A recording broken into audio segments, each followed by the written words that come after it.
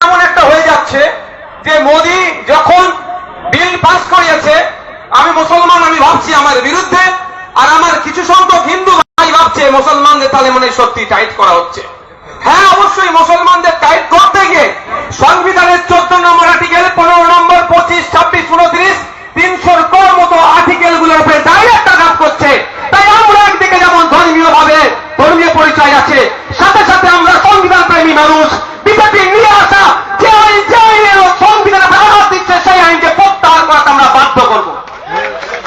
আমরা একদিকে মাঠে ময়দানে আন্দোলন করব, সভা সমিতি তৈরি করব, জনগণের মধ্যে সচেতনতা তৈরি করে এই আইনকে প্রত্যাহার করতে বাধ্য করব। অপরদিকে বিদেশের সর্বোচ্চ বিচার ব্যবস্থার কাছে আমরা আর্জি জানাবো, আমরা সুপ্রিম কোর্টে মামলা করব। এই নওশাদ সিদ্দিকী রোমের অনেক সদস্য অলরেডি সুপ্রিম কোর্টে মামলা করেছে, আমাদের মামলা চলছে।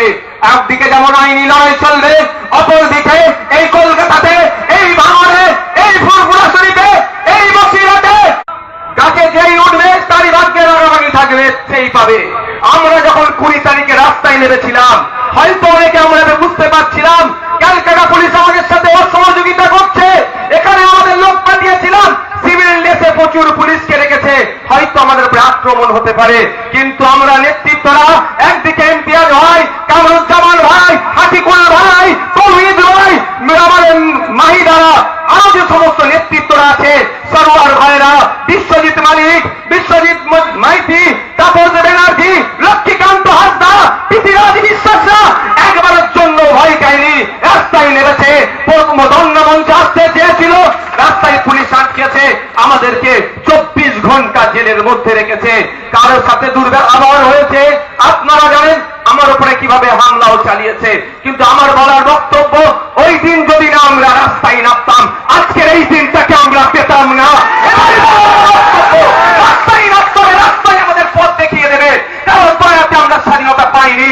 190 বছর ব্রিটিশদের বিরুদ্ধে বিনয়ী বদল দিনেশ, আস্তে কল্লা, বিরসা মুন্ডা, ক্ষুদিরাম, ফুরফুরার বিরাউ আক্কার থেকে শুরু করে মাতঙ্গিনী হাজরা, শহীদ ক্ষুদিরাম বোস থেকে শুরু করে, গান্ধীপুরি থেকে শুরু করে, একে একে নেতাজি থেকে শুরু করে লাখো লাখো স্বাধীনতা সংগ্রামীরা রাস্তায় নেমেছিল বলে, আজকে ব্রিটিশদের বিরুদ্ধে লড়াই করেছিল বলে আমরা স্বাধীন দেশ পেয়েছি। আমরা সবাই জানি বিভিন্ন স্বাধীনতা সংগ্রামীদের। আমাকে জানেন তো 42 দিন জেলে রেখেছিল, আমি 420 দিন জেল খাটার জন্য প্রস্তুত আছি ভাই, মানুষের জন্য কথা বলে যাব। জেলে যখন ছিলাম আমি এক আমার দেশের বীর বাঙালি, বাংলা নিয়ে তো এখন অনেকের অসুবিধা হচ্ছে, কিন্তু এক বাঙালি স্বাধীনতা সংগ্রামীর নাম বলছি, শহীদ গোপীনাথ সাহা, যিনি 20 বছর বয়সের গন্ডি পার করেনি। ভাবতে পেরেছেন, আমাদের বয়স তো 32 বছর, আমার থেকেও 12 বছরের ছোট। এই বলে না একটু বাচ্চা ছেলে অনেক কাজ করছে, আরে আমার পূর্বপুরুষদের স্বাধীনতা সংগ্রামের ইতিহাস দেখুন। কয়েকদিন আগে দেখছিলাম আসামের মুখ্যমন্ত্রী আমাদের মাহমুদ মাদানী সাহেব সম্পর্কে অবাঞ্ছিত মন্তব্য করেছে। আমি এখানে আইবিডিআইবির মাধ্যমে সেন্টারের কাছে খবর পৌঁছাতে চাই যে মাহমুদ মাদানীর পূর্বপুরুষকে দেখুন, যেই সময় ব্রিটিশ পিরিয়ড ছিল, এই মাহমুদ মাদানীর পূর্বপুরুষ হোসেন আহমদ মাদানী সাহেব ব্রিটিশদের সরকারে চাকরি করাকে হারাম ঘোষণা করেছিল, সেই সময় এই ব্রিটিশদের পাশে ছিল এরা। এরা আমাদেরকে ভয় দেখাবে? মাত্র 20 বছরের বয়সের নিচে দেশের জন্য, ব্রিটিশ মুক্ত হওয়ার জন্য জীবন উৎসর্গ করেছে, ফাঁসির কাঠে চলেছিল শহীদ গোপীনাথ সাহা। কোন গুজরাটিকে এত অল্প বয়সে দেশের জন্য স্বাধীন হয়েছে, জীবন দিয়েছে? বা এখন বিজেপি তার মাদার অর্গানাইজেশন আরএসএস এর এই ধরনের কোন ইতিহাস দেখাতে পারবেন না। সুতরাং বন্ধুগণ, আমার বলার বক্তব্য, 20 তারিখে নেমেছিলাম বলে আজকে এটা আমরা এত শান্তির সাথে করতে পারছি। 20 তারিখে আমরা 26 জন 96 জন গিয়েছিলাম, 96 জন বিভিন্ন সংগঠন, রাজনৈতিক সামাজিক সংগঠন মিলিয়ে। তো 96 জনের 24 ঘন্টা জেলের কাটানোর ফলস্বরূপ আমরা এখানে হাজার হাজার মানুষ নিশ্চিন্তে নির্বিঘ্নে বিগত 2 দিন থেকে আজ 6টা পর্যন্ত প্রতিবাদ ধর্ণা চালিয়ে যেতে পারছি। 96 জনের তো আত্মত্যাগ ছিল। তো কোন ভালো জিনিস সংগঠিত হতে গেলে ভাই কিছু ভাই আত্মত্যাগ করতে হবে। নওশাদ থেকে ঘুষি মেরেছে, পরের দিনে আসবো না এই করলে আর তাহলে ওই ঘরে বসে মিডিয়ার সামনে গল্প হবে, এর বাইরে আর কিচ্ছু হবে না। যেভাবে হয়ে যাচ্ছে, রাস্তায় নামতে হবে, রাস্তায় পথ দেখাবে। তাই বন্ধুগণ, আমি যে বিষয়ে বক্তব্য দেব 10 মিনিট হলে বলবে, একটু নক করে দেবেন তোমাকে। যে বিষয়ে দেবো, কেন এই সংশোধনী আইন আমরা বাতিল করতে বলছি। এই আইনে বলা, মোদীজি বলছেন মুসলমানদের উপকার করবে। আমার আগের একটা বক্তা বলেছিলেন কিভাবে মুসলমানদের ক্ষতি করছে, অ্যাডভোকেট একজন বললেন না, যেই বলেছে মোদীজি মুসলমানদের উপকার করবে, আই এম তো অবাক। একটা ডায়লগ আছে না, আই এম অবাক, তো আমি ওই ডায়লগটা দিচ্ছি ভাই। তো আমি মোদীজি মুসলমান, এই মোদীজির দলের লোকেরা সকাল সন্ধ্যা মুসলমানদেরকে গালি দিচ্ছে, সেকেন্ড ক্লাস সিটিজেনশিপ বানানোর চক্রান্ত করেছে, সেই মোদীজি নাকি ভালো করবে। ওই জন্য একটু আমি পড়াশোনা করতে লাগলাম এই আইনটাকে নিয়ে, বিলটাকে নিয়ে। এমনি ভাই আমি খুব গোতো ছেলে, আমি খুব প্রচন্ড কুড়ে ছেলে, বাড়ির ছোট ছেলে তো একটু কুড়ে ভাই, তারপরে কষ্ট করে পড়াশোনা করতে হলো। এই আমাদের মাহিদা, তহিদ ভাই, বিশেষ কাজ তহিদ ভাই, আমরা একসাথে গ্রুপ করলাম, গ্রুপে স্টাডি করতে লাগলাম যে কি কি ভুল আছে দেখি। আমার তো অবাক, আমি সত্যিকারের কথা, যে এত উপকার করছে, কি কি উপকার করছে মোদীজি একটু শোনা দরকার তো নাকি ভাই। এই মোদীজি যে উপকার করছে, আগামী দিনে হিন্দু মুসলিম জৈন খ্রিস্টানের যে আমাদের ভ্রাতৃত্ব, সেটা নষ্ট করার চেষ্টা করছে। এখানে বলা হচ্ছে প্র্যাকটিসিং ইসলাম লাস্ট 5 বছর হলে আপনি ওয়াফ করতে পারবেন। ইটস মিন নন মুসলিম ভাইরা কেউ ওয়াফ কার করতে পারবে না। কিন্তু ভারতবর্ষের ইতিহাস, বিভিন্ন ধর্মের বর্ণের জাতের মানুষ এই ভারতবর্ষে বসবাস করছে, শ্মশানের জায়গার অভাব আছে, মুসলিম ভাই এগিয়ে গেছে, শ্মশানের জায়গা ব্যবস্থা করে দিয়েছে। কবরস্থানের জায়গার অভাব, হিন্দু ভাই এগিয়ে এসেছে, কবরস্থানের জায়গা দিয়েছে, ওয়াকফ করে দিয়েছে। মন্দিরের জায়গার অভাব, মুসলমান এগিয়ে গেছে, মন্দির করতে জায়গা দিয়ে দিয়েছে। মসজিদের জায়গার অভাব, জৈন ভাই এগিয়ে এসেছে, মুসলমানকে জায়গা দিয়েছে, মসজিদ করো। এটা আমাদের ইতিহাস তো নাকি, এটা তো আমাদের ঐতিহ্য। এটাকে নষ্ট করার এক প্রথম ধাপ হচ্ছে এটা, যে কোনো মুসলিম ছাড়া অফ করতে পারবে না। তবে কোন মুসলিম হবে? লাস্ট 5 বছর প্র্যাকটিসিং ইসলাম হতে থাকতে হবে, না হলে পারবে না। এবার আপনারা বলুন যে প্র্যাকটিসিং ইসলামের ডেফিনিশনটা একবারের জন্য বলে দেয়নি, কি সংজ্ঞা হবে, শুধুমাত্র বলেছে প্র্যাকটিসিং ইসলামের বাইরে নয়। এবার বলুন প্র্যাকটিসিং ইসলাম কাকে? এত বড় যে জুব্বা পড়বে, সে যার দাড়ি এত বড় হবে, এরকম কিছু বলা নেই। যে 5 ওয়াক্ত নয়, 6 ওয়াক্ত তাহাজ্জুদের নামাজ পড়বে, সে প্র্যাকটিসিং ইসলামের মধ্যে থাকবে। এবার বলুন কোন লোক যে অফ করতে গেল, অফ করতে যেতেই পারে তো ভাই, তাকে যদি অফিসার বলে, তুমি দেখলো মুখটা দেখে বললো কই ধর তুমি তো নামাজ পড়োনি, ইমাম সাহেবও যদি যায়, ইমাম সাহেবও যদি যায়, যদি বলে ভাই তুমি তো নামাজ পড়োনি ঠিকঠাক, কেন তোমার কপালে দাগ নাই? আচ্ছা সব নামাজির ভাই কপালে দাগ আছে, তাহলে কি করে বুঝবে নামাজ পড়েছে কি পড়েনি? যা বাড়ি যাও, বাড়ি যাও, আগে ভালো করে নামাজ পড়ে আসো, তারপরে তুমি কি করবে? অফ করবে। সেই ইমাম সাহেব রাগের বাড়িতে গেল, আমাদের কথা বাদ দেন, আমি ইমাম সাহেবের কথা বলছি। 2,500 টাকা মাইনে দিতে, তাকে আমরা একদম তার জান খেয়ে ফেলবেন ভাব করি। গজব আমাদের উপরে এমনি আসছে, আমাদের ভুলের জন্যই আসছে। যা ইমাম সাহেবের নামাজকে, শরীর খারাপ হলে ওকে নামাজ পড়াতে হবে, 2,500 টাকা দিয়েছি তাকে আমি, কুড়ি বাবা যা। তো ইমাম সাহেব বাড়িতে গেল রাগে, কপালে কিছু দিয়ে দাগ টাগ করে, কপালে দাগ করে আবার পরের সপ্তাহে এসেছে, আমার কপালে দাগ, আমি নিয়মিত নামাজ পড়ি, তো আমি দান করব। যদি অফিসার বলে এবারে 29টা রোজা গেল, আপনি 4টে ছেড়ে দিয়েছেন, 25টা রেখেছেন, ঠিকঠাক মুসলমান আপনি নয়, আবার 5 বছর পরে রোজা রেখে আসবেন, কিছু করতে পারবেন? পৃথিবীতে কোনো মেশিন আছে আমার গায়ে লাগিয়ে বলতে পারবে রোজা রেখেছি কি রাখিনি, কটা রোজা রেখেছিল বলতে পারবে? তাহলে আমি যে অফ নতুন ভাবে করতে যাব, তাহলে আমার সাথে বৈষম্য হচ্ছে। সংবিধানের 15 নম্বর আর্টিকেল কি বলছে? এটা শুধু মুসলমানদের উপর আঘাত দেওয়া হচ্ছে না, জাত ধর্ম বর্ণ লিঙ্গ ইভেন জন্মস্থানের পার্থক্য নিয়ে কারোর সাথে বৈষম্য করা যাবে না। হিন্দু এন্ডোমেন্ট অ্যাক্ট, আমার হিন্দু ভাইদের মন্দির ধর্মের স্থানের সম্পত্তি রক্ষা রাখতে ঠিকঠাক দেখভালের জন্য হিন্দু এন্ডোমেন্ট অ্যাক্ট আছে। সেই অ্যাক্টে কি বলা আছে 5 বছরের জন্য হিন্দু হতে হবে, তারপর তুমি সম্পত্তি দিতে পারবে? খ্রিস্টান ভাইদের গির্জার সম্পত্তি রক্ষণাবেক্ষণের জন্য আইন আছে দেশে, তো ওই আইনের মধ্যে কি বলা আছে যে 5 বছর ধরে আপনাকে প্র্যাকটিসিং খ্রিস্টান হতে হবে, তারপরে আপনি সম্পত্তি দান করবেন? পার্সি ভাইদের সম্পত্তির, ধর্মীয় সম্পত্তি রক্ষণাবেক্ষণের জন্য আইন আছে, সেই আইনের মধ্যে কোনো জায়গায় বলা নাই। শিখ ভাইদের গুরুদুয়ারা সম্পত্তি রক্ষণাবেক্ষণের জন্য কিভাবে চলবে আইন আছে, সে আইনও কোনো জায়গায় বলা নাই যে আপনাকে 5 বছর ধরে শিখ হতে হবে, তারপরে আপনি দান করতে পারবেন। যদি কোনো ধর্মের জন্য কোনো শুধুমাত্র ইসলাম ধর্ম ছাড়া অন্য কোনো ধর্মের বিষয়ে যদি এটা বলে থাকে, সংবিধানের 15 নম্বর আর্টিকেল অনুযায়ী মুসলমান ধর্মে যারা ইসলাম ধর্মে বিশ্বাসী তারা বৈষম্যের শিকার হচ্ছে। তাই আজকে আমরা এই ধর্মমঞ্চ থেকে দাঁড়িয়ে দেশের প্রধানমন্ত্রীকে বলতে চাই, আপনি হয়তো সংখ্যার জোর দেখিয়ে আপনি পার্লামেন্টের উভয় পক্ষ থেকে বিল পাস করিয়ে নিয়ে আইনে পরিণত করতে চাইলেও আমাদের দেশের সর্বোচ্চ বিচার ব্যবস্থা সুপ্রিম কোর্টে আমরা মামলা করেছি, আমরা আইনের মাধ্যমে আপনার ওই সংখ্যার বাড়িকে আমরা পেনের খোঁচাই আমরা দুর্বল করব। সংবিধান দিনের শেষে জিন্দাবাদ হবে। সংবিধানের 15 নম্বর আর্টিকেলকে কোনোভাবে আমাদের বিশ্বাস আস্থা দেশের সর্বোচ্চ বিচারালয়ের প্রতি যে 15 নম্বর আর্টিকেলকে কোনোভাবে ভাইলেট হতে দেবে না, এটাকে এখানে বলা আছে। আর এটা আপনারা অবাক হবেন, সারা ভারতবর্ষে মনে হচ্ছে 31 না 32টা ওয়াকফ বোর্ড আছে। এবার ওয়াকফ বোর্ড গুলো যদি লুট করে তাদের ফল্ট। ওয়াকফ বোর্ড পরিচালনার দায়িত্ব যখন ওমর ওয়াজ সাহেবরা আসবে, ওয়াকফ বোর্ডের পরিচালনার দায়িত্বে যখন আমাদের জালাল সাহেবরা আসবে, ওয়াকফ বোর্ডের পরিচালনার দায়িত্ব আমাদের যখন সাদিকরা আসবে, ওয়াকফ বোর্ড পরিচালনার দায়িত্ব যখন আমাদের বাইজির ভাইরা আসবে, তখন আমরা ইমানদারের সাথে চালাবো, 1 টাকা এদিক ওদিক হতে দেব না। কিন্তু এখন ওয়াকফ বোর্ডে কিছু নাম অর্ধেক চোরের দল বসে আছে। তো ওয়াকফ বোর্ডের ওয়াকফে আওলাদ যে সম্পত্তিগুলো আছে তার প্রতি বছরে রেভিনিউ এসে হিসাবে 7% ওয়াকফ বোর্ডে জমা হয়।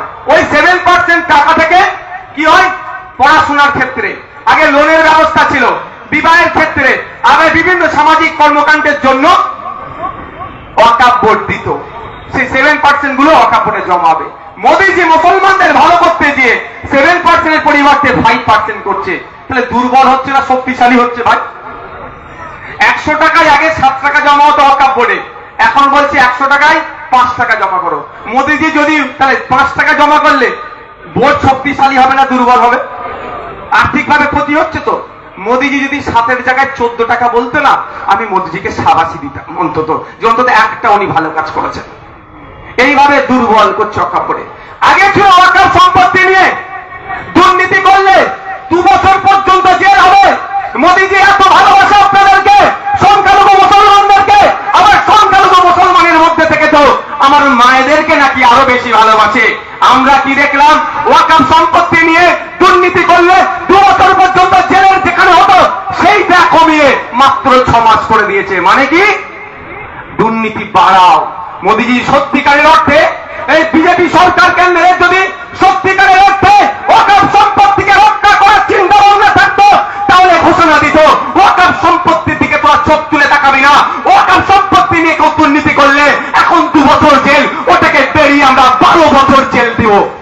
তাহলে নওশাদ সিদ্দিকী মোদীজির নামে জয়ধ্বনি দিতাম, দেশের প্রধানমন্ত্রীর নামে তা করলো না, জেলের এটা কমিয়ে দিল। মানে বেশি করে লুট করো। আর কি কি হচ্ছে, ওয়াক বা ইউজার। আমি বেশ মেজর পয়েন্ট গুলো বলছি ভাই, অসুবিধা হচ্ছে না তো কারো? বলে বলবেন, আমি শেষ করে দেবো ভাই। আমাদের বক্তব্যতে অনেক এক্সাইটেড হয়ে একটা কথা বলেছে, আমি সহমত নয়। ওই কাপুরুষ বলে একজন সম্বোধন করে ফেলেছে। আমি মঞ্চের পক্ষ থেকে আমি দায়িত্ব নিয়ে ওর শব্দটা প্রত্যাহার করছি। আমি একজন প্রেসিডেন্ট মানে সভাপতি মন্ডলীর মধ্যে একজন হিসাবে এই শব্দটাকে আমি প্রত্যাহার করে নিচ্ছি। ওটা হয়তো হিট অফ দ্য মোমেন্ট বেরিয়ে গিয়েছে।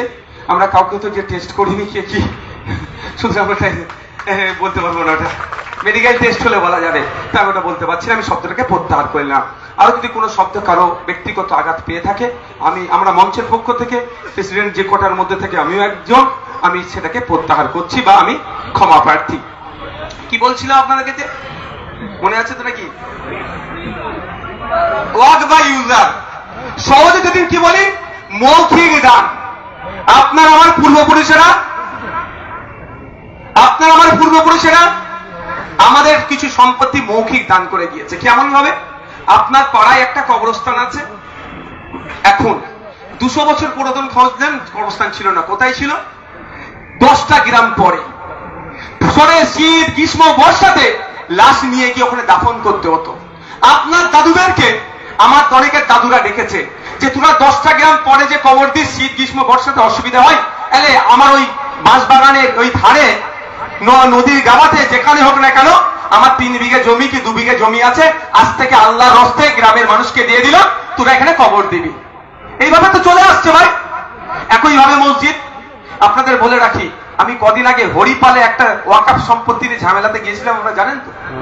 ওই সম্পত্তিটা কিন্তু মুসলমান ভাই দান করেনি, নন মুসলিম হিন্দু সমাজের মানুষ দান করেছিল। এটা আমাদের ভাই, আমাদের ইউনিটি এটা। সেটা আবার শাসক এখন লুটে খাওয়ার চেষ্টা করছে। যাক, তাহলে ওই কবরস্থানের কাগজ আপনি পাবেন, কিন্তু ওই কবরস্থানের ওয়াকাফের কাগজ পাবেন না, মালিকানার কাগজ পাবেন। মালিকানার কাগজ পাবেন, ওয়াকাফে কেন? ওয়াকফ বাই ইউজার মৌখিক দান করেছে। এবার হচ্ছে আমার প্রশ্ন, মোদিজি যদি বলতেন 2025 সালে এই আইন পাস হচ্ছে, আজ থেকে নির্দেশনা দেওয়া হচ্ছে মৌখিক যদি কেউ দান করে সেটা আর মৌখিক দান হবে না, সরকার সেটাকে ফিরিয়ে নেবে, সেটা করলেন না। আজ থেকে 500 বছর পূর্বেরও মৌখিক দানের সম্পত্তিটা মোদিজি লুট করতে চাইছে। হ্যাঁ, আমি এই ভাষাই বলছি। আজকে অনেকে ভাবছে মাদ্রাসার জায়গা যাচ্ছে, মসজিদের জায়গা যাচ্ছে, আমি চুপ করে থাকি। আরে বন্ধু, এটা মাথায় রাখবেন, আজকে মাদ্রাসার জায়গাটাই নজর পড়েছে, মসজিদের জায়গাটাই নজর পড়েছে। আজকে যদি এটা দখল করতে পারে, কালকে আপনার গির্জার জায়গা দখল করবে, পরশুদিন আপনার গুরুদুয়ারের জায়গা দখল করবে, তারপরের দিন আপনার দেবত্ব সম্পত্তি এরা হাতছাড়া করবে না, সেটাকেও দখল করবে। তাই ঐক্যবদ্ধ হতে হবে। আজকের দিনে কোন ধর্মস্থানের জায়গা এই মোদী সরকার অবৈধভাবে দখল করতে আমরা দেব না। লড়াইটা চালাতে হবে। কেন করছে ওয়াকফ বাই ইউজার? কলকাতার 10টা প্রাইম প্রপার্টি, একটাই আমাদেরকে কেন মঞ্চ বনতে দেয় না জানেন? এটা বললে আবার বলবে পার্টির কথা বলে ফেলছে। আমি ভেবেছিলাম আমাদের পার্টির নামও নেব না, কিন্তু বলতে বাধ্য হচ্ছি। আমি এর আগে বলেছিলাম, কি খেয়াল আছে, ক্যামাকি স্ট্রিটে ওয়াকফের সম্পত্তি আছে। আমি নাম ধরে বলে দেবো কত নম্বর দাগ, 5 নম্বর কামাকি স্ট্রিট, যেখানে তৃণমূল কংগ্রেসের পার্টি অফিস, বিল্ডিং এ ওখানে মদে আছে, বার আছে, অনেক কিছু আছে। ওটা মুসলমানদের ওয়াকফ প্রপার্টি লুট করে খাচ্ছে। সময় আসলে ওই জায়গাও আমরা উদ্ধার করব। আমি যদি তথ্য দিয়ে বলছি, আমি যদি ভুল বলি, আমার বিরুদ্ধে মানহানির মামলা ঠুকতে বলবেন। যেটাতে তৃণমূলের পার্টি অফিস আছে, ওই 5 নম্বর কামাকি স্ট্রিট, 5 নম্বর কামাকি স্ট্রিট, ওটা ওয়াকফ সম্পত্তি। বাংলার একজন আইকনিক পার্সন ছিলেন, বাংলার একজন নোটেবল পার্সন, ইস্পাহানিদের নাম, যার নাম ছাড়া বাংলার ইতিহাস অসম্পূর্ণ। সেই ইস্পাহানিদের জায়গা লুট করে ওরা ওখানে বার চালাচ্ছে, মদের দোকান, রাজনৈতিক কারবারিরা ওখানে হই হই করছে। তাতে না আমরা বুঝতে পারি আমাদেরকে ভুলিয়ে দেওয়ার জন্য কলকাতার রাজপথে আমাদের আসতে দিচ্ছে না। তবে একটা বলতে চাই, এখানে স্টেটের আইনের মাধ্যমে নওশাদ সিদ্দিকী বলে যাওয়ার ছেলে নয়। স্টেজে যারা বসে আছে এরা বন্দুকের সামনে রাজনীতি করতে এসেছে, বন্দুকের সামনে দাঁড়িয়ে এরা সমাজনীতি করতে এসেছে, বন্দুকের সামনে দাঁড়িয়ে এরা হকের কথা বলে যাবে। সুতরাং এদেরকে জেল ধমকি চমকি দিয়ে এদের লড়াইকে আপনি আটকাতে পারবেন না। সময় আসবে ওই 5 নম্বর কামাকি স্ট্রিটের ওয়াকফ সম্পত্তিটাও আমরা উদ্ধার করব। সেই উদ্ধারে শুধু কি নওশাদ সিদ্দিকী থাকবে? মনে হয় জাত ধর্ম বর্ণ নির্বিশেষে মানুষরা আমার সাথে থাকবে। তা বন্ধুগণ, এরা ওয়াকফ বাই ইউজার করে ওই জায়গাগুলো লুটতে চাইছে। আমি আপনাদের বলি, আপনার যে পূর্বপুরুষ কবরস্থানের জন্য যে জায়গাটা দিয়েছে, সংবিধানের এই আপনার আইনের মধ্যে না আইনের বাইরে আপনি জেনে নিতে হবে। বলতে পারে যে মৌখিক দানটা অবৈধ। আরে বন্ধু, যে বলবে অবৈধ সেই বন্ধুকে আজকে নোট করে নেন। Indian evidence act 1872, Indian contract act 1872, transfer of property act 1882, এই 3টে আইনের মধ্যে মৌখিক দানকে বৈধ বলে ঘোষণা হয়েছে। সুতরাং আপনার আমার পূর্বপুরুষেরা মৌখিক মাদ্রাসা মসজিদ দিয়ে কিছু ভুল করেনি, আইনকে মান্যতা দিয়ে বরঞ্চ আইনের একটা প্রভিশনকে তারা যথাযথ প্র্যাকটিস করেছে, তাদেরকে ধন্যবাদ দেওয়া দরকার। শুধু তাই নয়, 2000 সালে সুপ্রিম কোর্টে একটা মামলা হয়েছিল। সুপ্রিম কোর্টের মামলাটা লিয়াকত আলী গোলাম, মোহাম্মদ জামিল, 2000 সালের মামলাতে সুপ্রিম কোর্ট মৌখিক দানকে বৈধ বলে ঘোষণা করেছে। ভয়ের কিসে? ভয়টা তো আমাকে আপনাকে কে দেখাচ্ছে বলেন তো? আমাদের বড় ভাইজানরা, যাদেরকে আমরা ভাবতাম ইনি আমাদের রাস্তা দেখাবেন, যাদেরকে ভাবতাম এরাই আমাদেরকে পথ দেখাবে, যাদেরকে ভাবতাম এরাই হয়তো আমাদেরকে সঠিক দিশা দেখাবে, তারাই আজকে আমাদেরকে ভয় দেখাচ্ছে। আমি দায়িত্ব নিয়ে বলছি, আমি আজ গতকালকে বলছি, আজকে বলছি, আমার এই ভিডিওটা এখানে রাজ্যের তো জানবে, সেন্ট্রালেও যাবে, আমি ভালো করেই জানি। একটা দেখি বাপের বেটা বেরিয়ে আসুক, নওশাদ সিদ্দিকী একদিকে থাকবে, অন্যদিকে যা পারবে থাকবে। এই ওয়াকাফ আইন করে মুসলমানদেরকে শোষণ করা হবে, মুসলমানদের মাদ্রাসা মসজিদ কেড়ে নেবে। এটা আমি বলছি, আর ওরা বলছে মুসলমানদের উপকার করবে। এই মর্মে আমি চ্যালেঞ্জ বসতে রাজি আছি। একদিকে শুভেন্দু অধিকারী থেকে শুরু করে যত বড় নেতা আছে বসিয়ে দেন, অপরদিকে এই মঞ্চের পক্ষ থেকে আমাকে ছেড়ে দেন, ওদেরকে আমি ন্যায্য গোবরে করে ছেড়ে দেবো। তবে একটা আমি কথা বলি, ওরা বসবে না।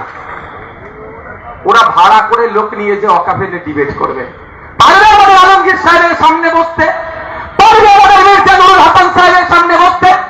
ওদের দম নয়, কারণ জানে এরা রেডি হয়ে এসেছে, এরা রেডি হয়ে এসেছে, এই জন্য এদের সামনে বসবে না। বন্ধুগণ, আমি বক্তব্য দীর্ঘায়িত করব না। আপনারা শুনলে অবাক হবে, এতদিন ট্রাইব্যুনালে প্রথম মামলা হতো, ট্রাইব্যুনালে মামলা হওয়ার পরে ডিসিশন হতো এটা ওয়াকাফ কি ওয়াকাফ না। ঠিক আছে, হঠাৎ করে রাস্তায় রেড়ে করা আওয়াজ তুলছে, রেড়ে করে আওয়াজ উঠছে। আমার বিজেপির বন্ধুরা, এই আমার বিজেপির বন্ধুরা বলেছে বলে আমার কেটে ছেড়ে দেবে। জ্বালা অনেক, জানেন কি জ্বালা, জানেন নবীল সাহেব? এসব বলাও যাবে না, আমাদের জন্য হারাম একদম। যাক, যে কেটে ছাড়বে তাকেও তো কিছু খাদ্য দিতে হবে ভাই, তারও সংসার চলবে কি করে, ভিউজ পাবে দিলাম। তো বিজেপির মানুষজন বলে বেড়াচ্ছে কি, কতক্ষণ হলে একটু বলবেন না, তো বিজেপির মানুষজন কি বলছে, এই ওয়াকফ ট্রাইব্যুনাল নাকি ফাইনাল ডিসিশন দেয়। ওয়াকফ ট্রাইব্যুনাল যে অর্ডারটা দেবে, সুপ্রিম কোর্টের ক্ষমতা নেই এই টাইম যেটাকে ভাঙার, রাষ্ট্রপতির নাকি ক্ষমতা নেই এটাকে খারিজ করার। আমি তো অবাক হয়ে গেলাম, সত্যি বলছি, আবার বলছি, এরা যত মিথ্যাচার করে আমি আমার তত জ্ঞান বাড়ে। আমি তো রাজনীতি ফিল্ডে ছিলাম না, ওই পড়াশোনা করতাম, একটু খেলাধুলা করতাম, পরে আমার বড় ভাইজান একটা সংগঠন বানিয়েছে, ওর সামাজিক কাজ দেখতাম না, আমি জলসায় যেতাম না, এত মানুষের সাথে সেইভাবে মিশতাম, কিন্তু সামাজিক প্ল্যাটফর্ম যেটা ছিল পরিচিত একটু ছিল। তো আমি অবাক, এই ধরনের আমার বিশ্বাস হয়নি। পরে আমি দেখলাম এ তো অসত্য কথা বলছে। আমি একটু পড়াশোনা করতে রাখলাম। 1976 সালে চৌধুরী শরণ সিং এর নেতৃত্বে একটা কমিটি গঠন হয়েছিল, 42তম সংবিধান সংশোধনী হয়েছিল। সেই সময়ে ট্রাইব্যুনালকে অ্যাডাপ্ট করেছিল সংবিধান, কোয়াসি জুডিশিয়ারি বলা হয়।